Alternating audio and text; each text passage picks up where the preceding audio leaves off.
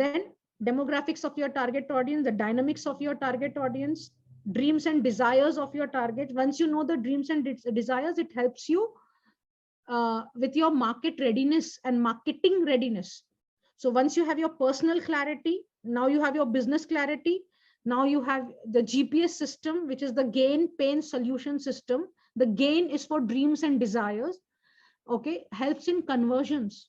The pain helps in getting the attention of your target audience. And this way we are building your marketing content, marketing collaterals, high converting marketing collateral, credible, establishing your credibility, the value communication that you must do, right? And you have it in you. It just you're not presenting in the right sequence, right flow, and to the point.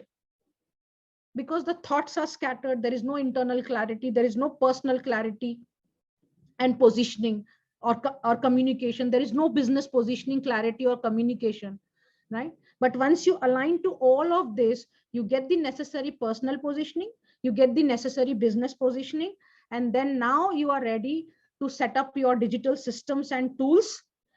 Okay, online office where the lead generation starts happening on its own, organic leads. It will happen only when you have strategized